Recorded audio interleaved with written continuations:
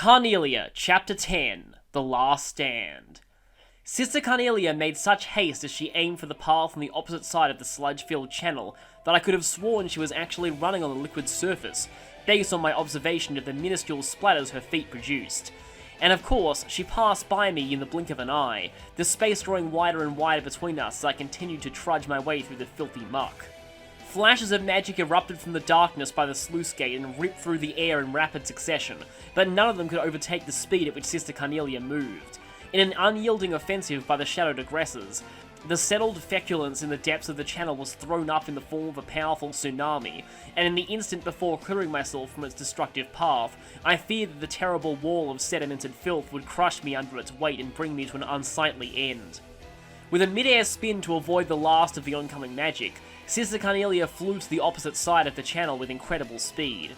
Hurdling the wall of piled up sandbags behind which the attackers took cover, she whirled her arms in a ferocious onslaught. One by one, like a row of pins being struck by a weighted object, the line of standing Jaegers crumbled to the ground.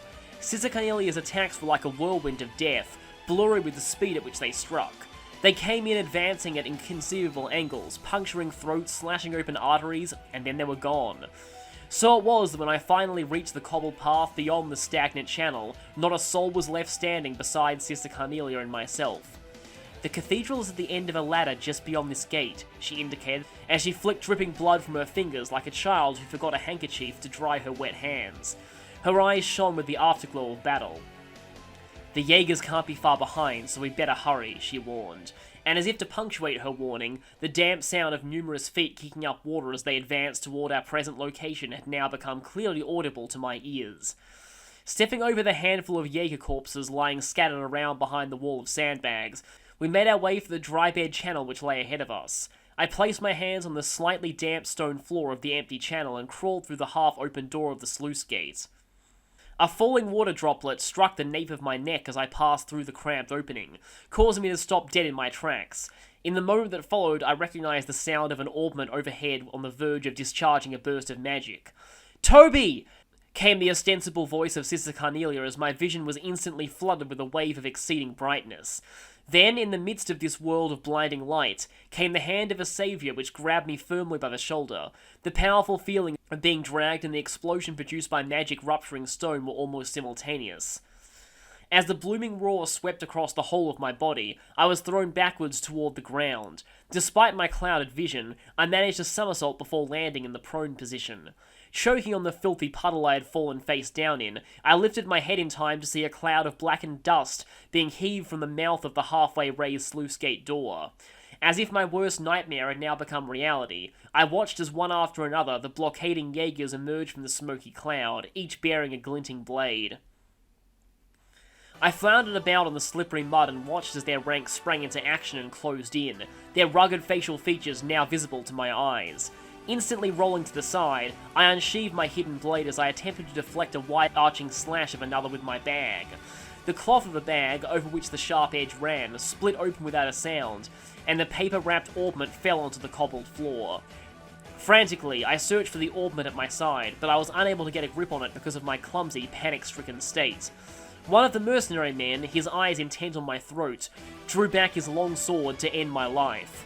But before he could make his move, a dark silhouette appeared from behind him. It was Sister Carnelia. Her hands, moving with such finesse, disarmed the man in an instant, and left only his sword behind before he was launched from view into the hanging shadows veiling the dank contours. As the sound of the falling sword struck the ground with a high-pitched clink, Sister Carnelia dropped to her knees. Her soft, whispered words were full of regret. "I'm sorry, Toby." With her head bowed forward, I watched in disbelief as several streaks of blood began to run down the side of her face. "It looks like the goddess may be calling you home too," she said gently.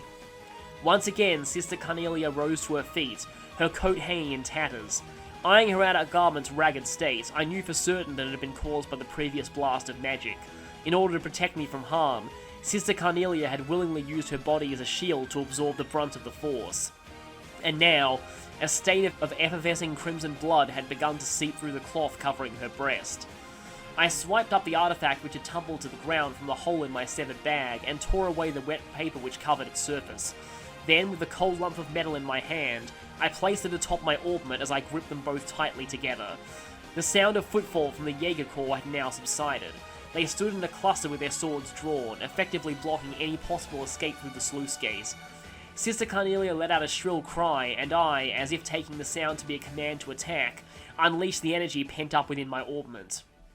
The device roared, and at the instant the magic was discharged, I felt an intense wave of searing heat graze over my cheeks as my entire body was immediately blown backwards by its powerful force. Stunned, I collapsed onto the floor. When I finally opened my eyes, I could see Sister Carnelia standing above me, with her back turned to face me. Her right arm had lost all strength to function and hung limply at her side. Dazedly, she slid to her knees and slumped onto the ground before me. I pulled Sister Carnelia close to myself, and hugging her tightly, blasted the pack of assailing mercenaries with an instantaneous wave of magic. But then it was all over, my last stand ending as soon as it had begun. Countless razor-sharp sword tips stared down at us from all sides. Convinced that I'd finally reached my life's terminus, I raised my right hand, and, while placing a false hope in my orbment that it could somehow protect us, I activated it, the last of its energy being consumed as it was drained to empty. Whirling arrow blades spun around us as I closed my eyes and accepted my fate. And behind my darkened eyelids, an endless realm of whiteness began to spread out before me.